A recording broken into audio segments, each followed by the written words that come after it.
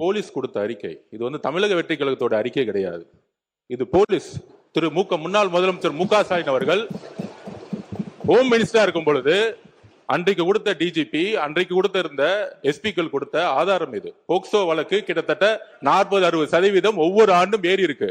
2.5 வயது குழந்தையை கற்பழித்து திமுக உறுப்பினர்னு எஃப்ஐஆர் போட்டது உங்களுடைய அரசு தான். அதை தான் நாங்க பதிவு பண்றோம்.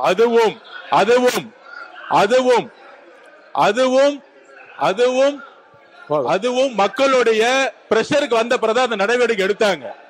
அதனால இந்த போதை பழக்க வழக்கம்ங்கிறது 100 நாட்கள் உருவாகல. இதை அடித்தளத்தில் உருவாக்குனது திமுக தான். அதனால்தான் மக்கள் உங்களை தூக்கி எறிஞ்சிருக்காங்க. அவர் ஒரு போட்டோ காட்டுறாரு. பேசி முடிக்கிட்டோம். அமைச்சர் அவர்கள் ஒரு போட்டோவை காட்டினாரு. இன்னொரு வீடியோ ஒன்று இருக்கு, எல்லாருமே பார்த்தாங்க. ஒட்டுமொத்த இந்தியாவே பார்த்துச்சு, உலகம் முழுக்க பார்த்தாங்க.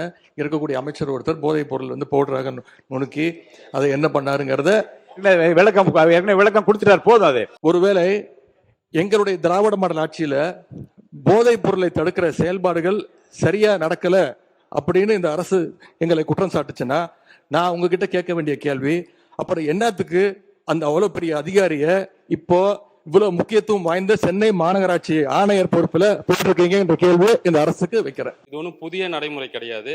வருடம் புரட்சி தலைவி அம்மா காலத்திலிருந்தே இது கொடுத்துட்டு தான் வராங்க. அதனால போதை தடுப்புக்கு எந்த ஒரு நடவடிக்கையும் எடுக்கல. எதை வச்சு சொல்றேன்னா, அந்த கஞ்சா உட்பட பல பொருட்களை பறிமுதல் பண்ணாங்க. நாங்க இந்த 100 நாட்கள் அதை விட அதிகமா நம்ம தமிழக வெற்றி கழகம் ஆட்சி பறிமுதல் பண்ணியிருக்கு. அதுக்கான டேட்டாவை மானிய கோரிக்கையில நிச்சயம் நாங்க சொல்லுவோம். தவறான தகவலை இங்க பதிய வைக்கிறீங்க. இந்த திட்டத்தை கொண்டு வந்தது எங்களுடைய தலைவர் 2023ஆம் ஆண்டு தான் அறிமுகப்படுத்தப்பட்டது. எல்லாம் தெரிஞ்சுட்டு பேசுங்க. ஆச்சி மசாலா எந்த சமையலும் ருசி தேடும் ரகசியம் 20 ரூபாய். டயா பூஸ்டர் சுகரை கண்ட்ரோல் பண்ணும், உங்க ஆரோக்கியத்தை மீட்டு தரும். சர்க்கரையை கட்டுப்படுத்துறதுக்கான எளிமையான வழிமுறை, இயற்கையான வழிமுறை. அனைத்து மருந்து கடைகளிலும் கிடைக்கும். பொதுப்பணித்துறை அமைச்சர்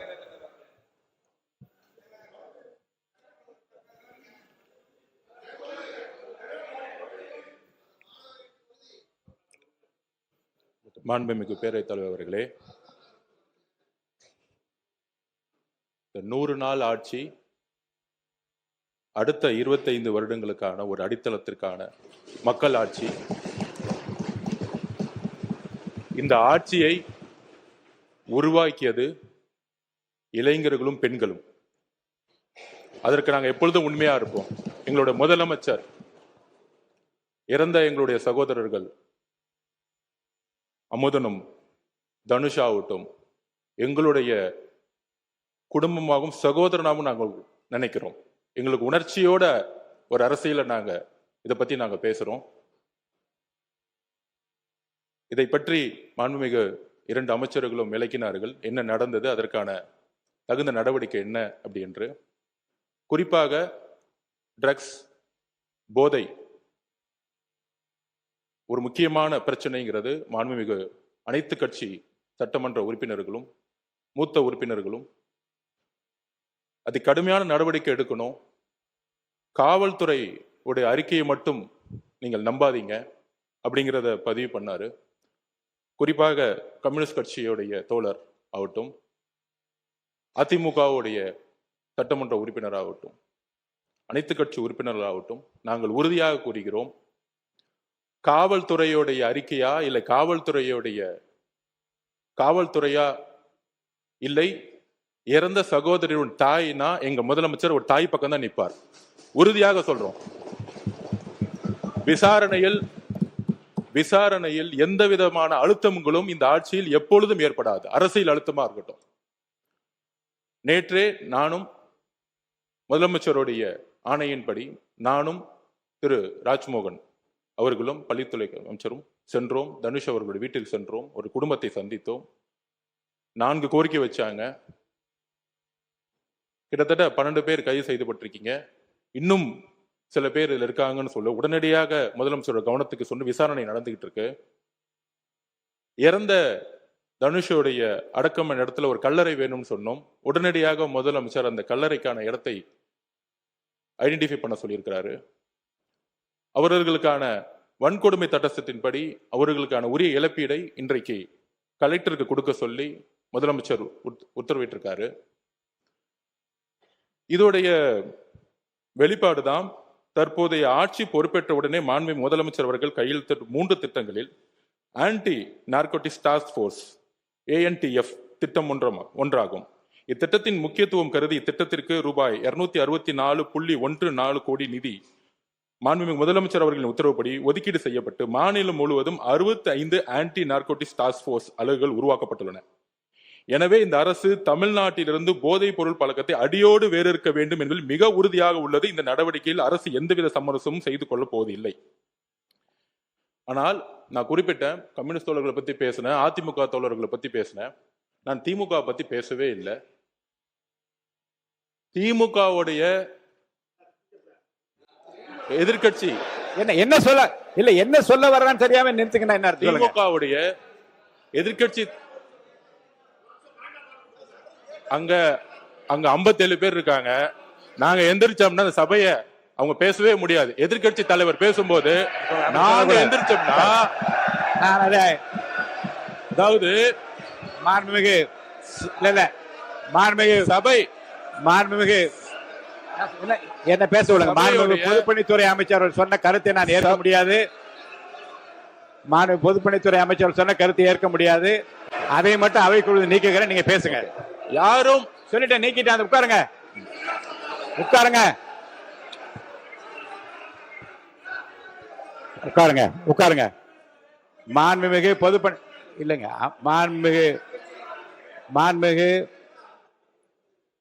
மாண்புமிகு பொதுப்பணித்துறை அமைச்சர் அவர்கள் கடைசியில் கூறிய வாசகம் மட்டும் நீக்கப்பட்டு சொல்லிவிட்டேன். நீங்க உட்காருங்க உட்காருங்க உட்காருங்க. நீங்க எனக்கு புரியல. கொறடா அவரா இல்ல நீங்களான்னு எனக்கு தெரியல. உங்க கொறடா நிக்கிறார், நான் நிக்கிறேன். நீங்க தொடர்ந்து பேசினா என்ன அர்த்தம்? மாண்புமிகு பொதுப்பணித்துறை அமைச்சர்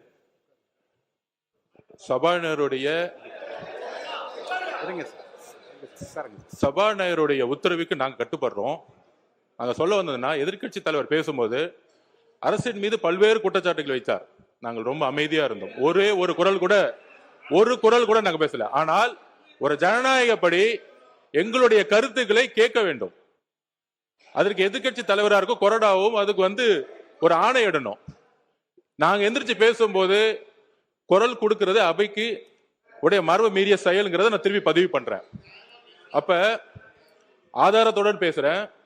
இப்பொழுது எதிர்கட்சி தலைவராக இருந்தவர் அன்றைக்கு டெப்டி சிஎம் இருந்தாரு. திமுக ஆட்சியுடைய இந்த போதை பழக்க வழக்கம் இந்த 100 நாள ஏற்படுத்த முடியாது. இந்த போதை பழக்க வழக்கம் நாங்கள் திருப்பியும் பதிவு பண்றோம். 2020 வரைக்கும் 2020க்கு முன்பு தமிழ்நாட்டில் போதை கலாச்சாரம் இல்லை, உறுதியாக நாங்கள் கூறுகிறோம். ஆனால் இந்த கலாச்சாரம் எங்க ஆதாரம் இங்க இருக்கு. ஆதாரம் ஒரு பேச விட சொல்லுங்க. தைரியம் இருந்தால் என்ன பேச சொல்ல விடுங்க. பேசுங்க பேசுங்க. உண்மை இருந்தால் அமைதியா இருக்கணும். உண்மையற்றவர்கள் தான் சவுண்ட் கொடுப்பாங்க. உண்மை இல்லைன்னா பயம் எந்திரிச்சு கத்த ஆரம்பிச்சிருவாங்க. எங்க பக்கம் உண்மை இருக்கு, என்கிட்ட உண்மை இருக்கு. ஒரு போதை கலாச்சாரம் தமிழ்நாட்டில் அதிகமா உருவாச்சுன்னா எங்க முதல்ல பிரச்சனை வரும்னா, குழந்தைகள் மீது பாலியல் வன்கொடுமை உருவாக்கப்படும். போதை கலாச்சாரம் உருவாகும் பொழுது குழந்தைகள் மீது பாலியல் வன்கொடுமை அதிகமாகும். இதுதான் ரெண்டுத்துக்கான நெருக்கம். அதுல 2020 தமிழ்நாடுடைய காவல்துறை அறிக்கை சொல்றேன். 2020 4338 கேஸ் போஸ்கோ வழக்கு. 2021 6064, கிட்டத்தட்ட 2000 கேஸ் இன்க்ரீஸ் ஆயிருக்கு. 2022 6580 கேஸ். 2023 6968 கேஸ். 2023 2024 குறிப்பாக இதை நோட் பண்ணிக்குவாங்க மாண்புமிகு பேரவைத் தலைவர்களே. 6968 இருந்து 10,046 40% போக்சோ வழக்கு அதிகமா இருக்கு. அப்பொழுது இப்ப நாங்க ஆன்டி ட்ரக்ஸ் போர்ஸ் போட்டிருக்கோம். எங்களுடைய முதலமைச்சர் பிரச்சாரத்தை உருவாக்கி இருக்காங்க. முக்கியமான இன்னொரு ப்ரூஃப் சொல்றோம். மாண்புமிகு எதிர்க்கட்சி தலைவர் இதை பத்தி சொல்லணும். முக்கியமான ஒரு ப்ரூஃப், பாலியல் தொந்தரவில் 2.5 வயது பெண் குழந்தை பலி. கற்பழிச்சது திமுகவுடைய உறுப்பினர். 2.5 வயது குழந்தையை கற்பழிச்சது 2.5 வயது குழந்தையை கற்பழி திமுகவுடைய உறுப்பினர். இதை பத்தி இதற்கு முன்பு டெப்டி சிஎம் இருந்த இன்றைக்கு எதிர்க்கட்சி தலைவர் 2.5 வயது குழந்தையை திமுக உறுப்பினர் கற்பழிக்க பொழுது என்ன பேசினார், என்ன நடவடிக்கை எடுத்தாங்க? போதை ஆன்டி ட்ரஸ்டுக்கு எதிராக எத்தனை மீட்டிங் இந்த 5 வருஷமா பதிவு பண்ணாங்க. அயலகத்துறை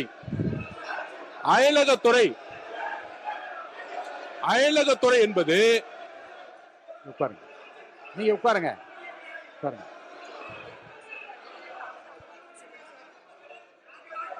அதாவது யாராவது அயலகத்துறை என்பது உட்காருங்க. நீங்க உட்கார சொல்லுங்க. மாண்புமிகு அவர் பேசி முடிக்கட்டும். மாண்புமிகு பொதுப்பணித்துறை அமைச்சர் அவர்கள் நீங்க உட்காருங்க. நீங்க உட்காருங்க. மாண்புமிகு பொதுப்பணித்துறை அமைச்சர் வரிசையாக வகைப்படுத்தி சில ஆதாரங்களை கொடுக்கிறார். இருங்க, நான் வாய்ப்பு தருகிறேன். அவர் பேசி முடித்ததும் உங்களுக்கு வாய்ப்பு தருகிறேன். நீங்க சொல்லுங்க, பதில் சொல்லுங்க. விவாதமே கூடாது என்றதல்ல. மாண்பு உறுப்பினர் பாருங்க, 55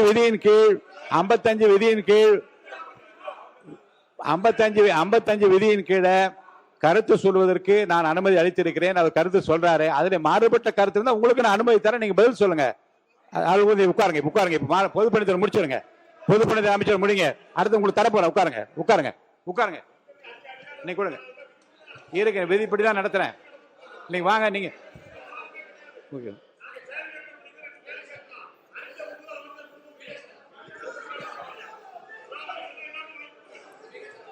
நான் எதிர்கட்சி தலைவருக்கு முழுமையா பேச வாய்ப்பு கொடுத்த தவறுன்னு சொல்றீங்களா நீங்க? அப்போ எவ்வளவு சொன்னார். நான் அமைதியான கேட்டு இருந்தேன். எல்லாம் உரிமைக்கு அது பதில் சொல்ற உரிமை அவருக்கு இருக்கிறது இல்லையா? இல்லைங்க. மாண்பு எதிர்கட்சி தலைவர்கள் பேசுகிற போது கவன ஈர்ப்பு தீர்மானத்தை தாண்டியும் தமிழ்நாடு முழுவதும் நடந்த பல சம்பவங்களை சொல்லுகிற போது அமைதியா கேட்டு அதுக்கு பதில் சொல்வதற்கு உரிமை, ஒரு கலெக்டிவ் ரெஸ்பான்சிபிலிட்டி மந்திரிகளுக்கு இருக்கிறது. முதலமைச்சர் இல்லாவிட்டாலும் கூட ஒரு கலெக்டிவ் ரெஸ்பான்சிபிலிட்டி அடிப்படையிலே அமைச்சர்கள் பதில் சொல்லுவார்கள். அவர் பேசி முடிக்கிட்டு உங்களுக்கு தர வாய்ப்பு தர பேசுங்க. சொல்லுங்க. மாண்புமிகு பேரவைத் தலைவர்களே, இந்த ஆதாரங்கள் எல்லாம் திமுக ஆட்சியில் போலீஸ் கொடுத்த அறிக்கை. இது தமிழக வெற்றி கழகத்தோட அறிக்கை கிடையாது.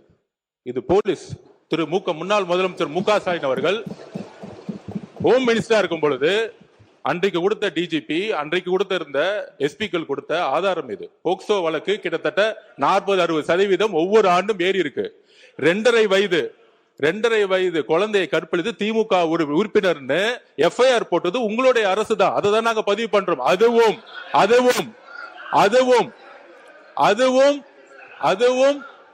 அதுவும் மக்களுடைய பிரஷருக்கு வந்த பிறகு அந்த நடவடிக்கை எடுத்தாங்க. அதனால இந்த போதை பழக்க வழக்கம்ங்கிறது 100 நாட்கள் உருவாக்கல. இதை அடித்தளத்தில் உருவாக்குனது திமுக தான். அதனால்தான் மக்கள் உங்களை தூக்கி எறிஞ்சிருக்காங்க. உங்களுடைய தோல்விக்கான காரணம் போதை பழக்க வழக்கம். இதை நாங்கள் உறுதியாக இங்க பதிவு பண்ணிக்கிறோம். எங்களுடைய தலைவர் ஆட்சியில் உறுதியாக அரசியல் தலையீடு இல்லாமல் யாராக இருந்தாலும் கடுமையான கைது நடவடிக்கை எடுக்கப்படும் என்கிறதை நாங்கள் இங்கு உறுதி கொடுக்கிறோம்.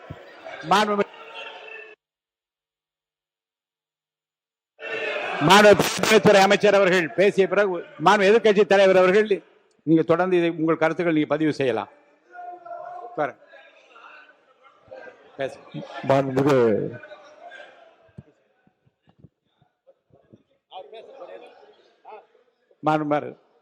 உறுப்பினர் மாண்புமிகு பேரவைத் தலைவர்களே, இந்த மாமன்றத்தில் நீங்கள் ஒரு மூத்த உறுப்பினராக இருந்தால் பேரவைத் தலைவராக வந்திருக்கிறீங்க. விதிகள் எல்லாம் உங்களுக்கெல்லாம் தெரியும். கேள்வி நேரத்திலும் சரி, கவன ஈர்ப்பு தீர்மானத்தில் குற்றச்சாட்டு சொல்லக்கூடாது என்று நீங்கள் அடித்து கொடுத்திருக்க புத்தகத்திலே இருக்கிறது. எங்களுடைய எதிர்க்கட்சியினுடைய மாண்புமிகு எதிர்க்கட்சி தலைவர் அவர்கள் ஒரு அரசினுடைய கவனத்திற்கு இந்தந்த சம்பவங்கள்லாம் நடைபெற்றிருக்கிறது கவனத்தை தான் கொண்டு வரார். இல்லைங்க, கவனத்தில் குறிப்பிட்டிருக்கிற விஷயத்தை பற்றி மட்டும்தான் பேச அனுமதியை தவிர தமிழ்நாடு முழுவதும் சம்பவங்களை வரிசைப்படுத்துகிற போது பதில் சொல்ற உரிமை நான் உங்களுக்கு தரணுமா இல்லையா? ஒரே நிமிஷம். ஆனால் எங்கள் குற்றச்சாட்டு சொல்லக்கூடாது, விதி புஸ்தகத்தில் தான் சொல்கிறேன். அவர் வந்து ஒரு கவனத்துக்கு கொண்டு வர்றார். காவல்துறையில் வந்து நாங்கள் ஒரு கேள்வி கேட்டு அப்பொழுது அமைச்சர் அவர்கள் பதில் கூட சொல்லலாம். ஆனால் கவன ஈர்ப்பு தீர்மானத்திலோ அல்லது ஒத்திவைப்பு தீர்மானத்திலோ அரசாங்கம் விளக்கம் தான் தரணும் மொழியை நான் கேட்குற கேள்விக்கு நீங்கள் சொல்கிறோம், நாங்கள் எதிர்குற்றச்சாட்டு சொல்கிறோம் அப்படி என்பது இது வரைக்கும் விதி மரபுகள் அல்ல. அதை நீங்கள் கடைபிடிக்கணும்னு நான் கேட்டுக்கொள்கிறேன். இப்போ நம்முடைய பொதுப்பணித்துறை அமைச்சர் சொன்னதற்கு எங்களுடைய எதிர்க்கட்சி தலைவர் அவர்கள் இப்பொழுது பதில் சொல்வார். மாண்பு எதிர்க்கட்சி தலைவர் அவர்கள். மாண்புமிகு பேரவைத் தலைவர் அவர்களே, கடந்த ஒரு வார காலமாக தமிழ்நாட்டில் என்னென்ன சட்ட ஒழுங்கு பிரச்சனை, போதைப் பொருளால் எத்தனை கொலைகள் நடந்திருக்கு அப்படிங்கிறது நான் மட்டுமல்ல, இங்கே இருக்கக்கூடிய அனைத்து கட்சி தலைவர்களும் இந்த அரசனுடைய கவனத்திற்கு நாங்கள் எடுத்துட்டு வந்தோம். தவிர அதற்கு நீங்கள் இது வரைக்கும் எந்த அமைச்சரும் அதற்கு சரியான பதில் சொல்லவே இல்லை. ஆனால் மாறாக உங்கள் ஆட்சியில் எப்படி நடந்தது, உங்கள் ஆட்சியில் இது நடந்தது அப்படின்று குறை சொல்லி கொண்டிருக்கிறார்கள். அது ஃபோட்டோ தான் காட்டினாரு, எஃப்ஐஆர் பதிவு பட்டிருக்கு அப்படின்னு சொன்னார்.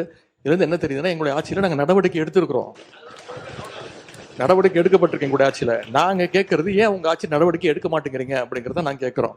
அவர் ஒரு ஃபோட்டோ காட்டுறாரு, ஒரு பேசி முடிக்கட்டும். அமைச்சர் அவர்கள் ஒரு ஃபோட்டோவை காட்டினாரு. இன்னொரு வீடியோ ஒன்று இருக்கு, அது எல்லாருமே பார்த்தாங்க, ஒட்டுமொத்த இந்தியாவே பார்த்துச்சு, உலகம் முழுக்க பார்த்தாங்க. இருக்கக்கூடிய அமைச்சர் ஒருத்தர் போதைப் பொருள் வந்து பவுடராக நுணுக்கி அதை என்ன பண்ணாருங்கிறத விளக்கம் கொடுத்துட்டார். போதும், அது விளக்கம் கொடுத்துட்டார், முடிஞ்சு போச்சு. அதை பற்றி பேச வேணாம். அவைக்கு அதை மட்டும் நீக்கி விடுகிறேன். நீங்க பதில் சொல்லியாச்சு, உட்காருங்க. திரும்ப அதை பத்தி பேச வேண்டாம். கடந்த அவங்க திருப்பி குற்றச்சாட்டு வைக்கும்போது நாங்கள் அதை குற்றச்சாட்டு வைக்குவோம். அது மட்டும் இல்லை, கடந்த 5 ஆண்டுகளாக போதைப் பொருட்களை ஒழிக்க நாங்கள் எங்களுடைய தலைவர், எங்களுடைய முதலமைச்சர் சரியான நடவடிக்கை எடுக்கவில்லை என்ற ஒரு கருத்து இங்கே வைக்கப்படுகிறது. அது தொடர்பாக சில கருத்துக்களை இங்கே நான் கூற விரும்புகின்றேன்.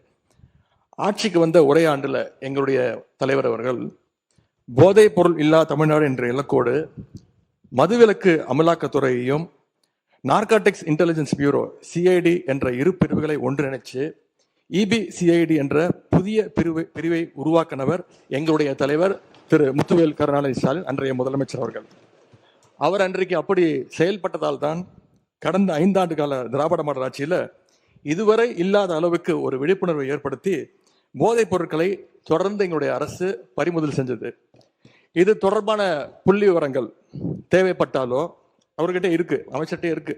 கூடுதல் தகவல் தேவைப்பட்டாலோ அதை நாம் எங்கேயும் போய் தேட வேண்டிய அவசியம் இல்லை.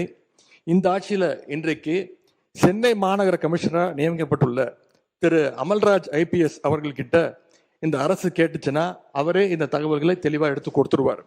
ஏன்னா அவர் தான் இன்னைக்கு கமிஷனர் இருக்கிறாரு. இந்த இபிசிஐடி பிரிவை தலைமையேற்று நடத்தியவரும் அவர் தான். அவர்கிட்ட கேட்டால் கரெக்டாக சொல்வார், எத்தனை டன் கஞ்சாவை பறிமுதல் பண்ணோம், எத்தனை பேரை நாங்கள் கைது செஞ்சுருக்கிறோம், சிறப்பு புகார் எண்கள் எத்தனை அறிவித்தோம், விழிப்புணர்வு நிகழ்ச்சிகள் எல்லா டேட்டாவும் அவர்கிட்ட இருக்கு.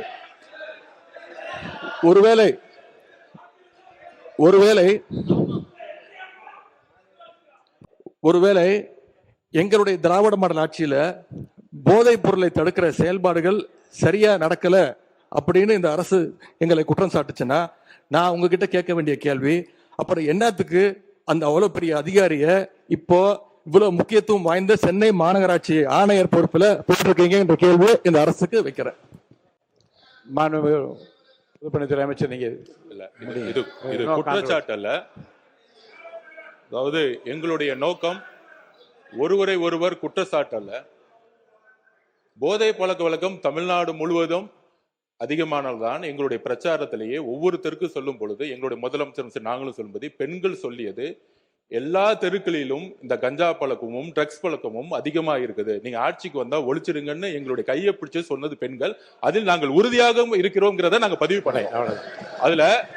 அதுல ஒரே ஒரு கேள்வி மாண்புமிகு எதிர்கட்சி தலைவருக்கு நான் இன்னும் முடிக்கல, நான் முடிச்சிடறேன். அவர் கேட்ட ஒரு கேள்விக்கு அவர் சொன்னாரு, ஆன்டி ட்ரக்ஸுக்கு எதிராக நாங்க தனியா நடவடிக்கை எடுத்தோன்னு. எங்களுடைய ஆட்சியில் ஆன்டி ட்ரக்ஸ் ஆன்டி நார்கட்டிக் டாஸ்க் போர்ஸுக்காக ரூபாய் 264.14 கோடி ஒதுக்கப்பட்டிருக்கு. உங்களுடைய முன்னாள் முதலமைச்சரும் சரி, நீங்கள் துணை முதலமைச்சர் இருக்கும் பொழுது இந்த போர்ஸுக்காக எத்தனை கோடி ரூபாய் நீங்க ஒதுக்கி இதற்கான பணிகளை நீங்க மேற்கொண்டீர்கள் பதிவு பண்ணுங்க. விவாதம் பேசு. உங்களுடைய ஆட்சியில் உங்களுடைய ஆட்சியில் இந்த திட்டத்திற்கு என்ன பணிகள் மேற்கொள்ளப்பட்டது? ஒரு பணினா அதுக்கான பட்ஜெட் ஒதுக்கணும். எவ்வளவு பட்ஜெட் ஒதுக்குனாங்க? மாண்பு எதிர்கட்சி தலைவர் அவர்கள் பேசுங்க. மாண்பு எதிர்கட்சி தலைவர் அவர்கள். பேரவைத் தலைவர் அவர்களே, இன்னொன்னு, போதைப் பொருள் ஒழிப்பு மற்றும் சட்டவிரோத கடத்தல் தடுப்பு பணியை சிறப்பாக மேற்கொள்ளும் காவலர்களுக்கு 2 நாட்களுக்கு முன்பு நம்முடைய முதலமைச்சர் அவர்கள் விருதுலாம் வழங்கியிருக்கிறார். விருது எதற்காகன்னு பார்த்தீங்கன்னா, போதைப் பொருள் ஒழிப்பு மற்றும் சட்டவிரோத கடத்தல் தடுப்பு நடவடிக்கையை சிறப்பாக மேற்கொண்டதற்காக, கடந்த ஒரு வருடமாக சிறப்பாக பணியாற்றியதற்காக 15 காவல்துறை அதிகாரிகள் மற்றும் காவலர்களுக்கு முதலமைச்சர் அவர்களே விருது கொடுத்திருக்கிறாங்க. அந்த 15 காவலர்களுமே எங்களுடைய ஆட்சி காலத்துல பல்வேறு வழக்குகள்ல போதைப் பொருள் ஒழிப்பு நடவடிக்கையை சிறப்பா மேற்கொண்டவங்கன்னு இன்னைக்கு அரசு அறிக்கை கொடுத்திருக்கு. விருது பெற்ற அந்த 15 காவலர்களும் எத்தனை கிலோ போதைப் பொருட்களை பறிமுதல் பண்ணாங்க, எத்தனை குற்றவாளிகளை பிடிச்சாங்க, எவ்வளவு நாட்களுக்கு அவங்களுக்குலாம் தண்டனை வாங்கி கொடுத்திருக்கிறாங்க, இந்த விவரங்களை எல்லாம் அரசு வெளியிட்ட செய்தி குறிப்பில் தெளிவா சொல்லியிருக்கிறீங்க.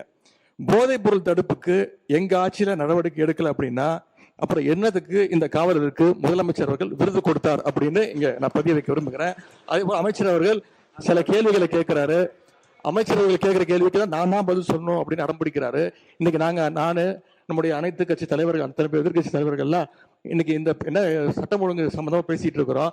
அந்த சம்பந்தப்பட்ட அமைச்சர் இங்க இருக்கிறாரு, அவர் ஏன் இப்ப பதில் சொல்ல மறுக்கிறாரு என்பதை நான் கேட்க விரும்புறேன். உறுப்பினர் ராஜேஷ், ஒரு நிமிஷம் உட்காருங்க. ராஜேஷ், என்ன உங்க தொகுதின்னு ஏதோ சொல்ல வந்தீங்க, என்ன பிரச்சனை சொல்லுங்க. மாண்புமிகு பேரவைத் தலைவர் அவர்களே, இந்த கவன ஈர்ப்பு தீர்மானமானது அமுதனை பற்றியது. அமுதன் பார்த்தீங்கன்னா சகலாபுரம் சட்டமன்ற என் தொகுதி சார்ந்த மாணவன் தான். கள்ளக்குறிச்சி மாவட்டத்திலிருந்து அதிகப்படியாக மாணவர்கள் கோயம்புத்தூர் கல்லூரியில தான் படிச்சுட்டு வராங்க பல ஆண்டு காலமா.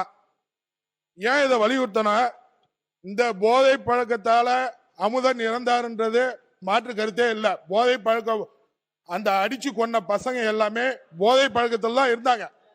அந்த 20 பேருமே போதைப் பொருள் பயன்படுத்திய கல்லூரி மாணவர்கள். அவர்கள் ஒன்றும் கொலை குற்றவாளி கிடையாது. நான் ஏன் இதை சொல்றேன்னா 100 நாள்ல ஆட்சியில சொல்ல வரல. நீங்க எதுக்கு எடுத்தாலும் அம்மாவின் ஆட்சின்றீங்க. இந்த கொலை குற்றம் நடந்திருக்கு. அந்த பாதிக்கப்பட்ட அமுதன் தரப்புக்கு தேவையான உதவி செஞ்சுட்டீங்க, அரசாங்க வேலை தரேன்ட்டீங்க, நியாயமானது.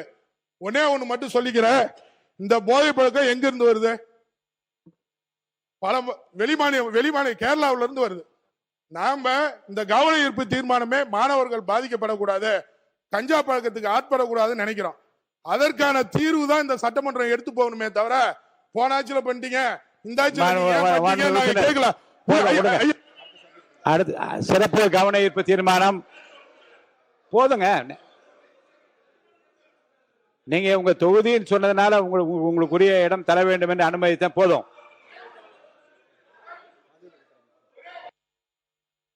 மாண்புமிகு மதுவிலக்குத்துறை அமைச்சர் அவர்கள் உட்காருங்க. மாண்புமிகு பேரவைத் தலைவர் அவர்களே, மாண்புமிகு எதிர்க்கட்சி தலைவர் சொன்னாரு இந்த மாதிரி 15 காவலர்களுக்கு சிறப்பு விருது கொடுத்தோன்னு. இது ஒன்றும் புதிய நடைமுறை கிடையாது. வருடம் புரட்சி தலைவி அம்மா காலத்திலிருந்தே இது கொடுத்துட்டு தான் வராங்க. அதனால போதை தடுப்புக்கு எந்த ஒரு நடவடிக்கையும் எடுக்கல. எதை வச்சு சொல்றேன்னா, அந்த கஞ்சா உட்பட பல பொருட்களை பறிமுதல் பண்ணாங்க. நாங்க இந்த 100 நாட்கள் அதை விட அதிகமா நம்ம தமிழக வெற்றி கழகம் ஆட்சி பறிமுதல் பண்ணியிருக்கு. அதுக்கான டேட்டாவை மானிய கோரிக்கையில நிச்சயம் நாங்க சொல்லுவோம். மாண்புமிகு எதிர்க்கட்சி தலைவர் முடிச்சிடலாம், 1 மணி நேரம். நீங்க சொல்லுங்க, என்ன தவறான தகவலை இங்க பதிய வைக்கிறீங்க. இந்த திட்டத்தை கொண்டு வந்தது எங்களுடைய தலைவர் 2023ஆம் ஆண்டு தான் அறிமுகப்படுத்தப்பட்டது. எல்லாம் தெரிஞ்சுட்டு பேசுங்க. மாண்புமிகு உறுப்பினர் போதும். ஏறத்தாழ 1 மணி நேரம் இந்த பிரச்சனை எவ்வளவு முக்கியத்துவம் வாய்ந்தது என்பதற்காகவும் மாண்புமிகு உறுப்பினர் சொன்னாரு கேரளால இருந்து இது நிறைய சப்ளை ஆகுதுன்னு.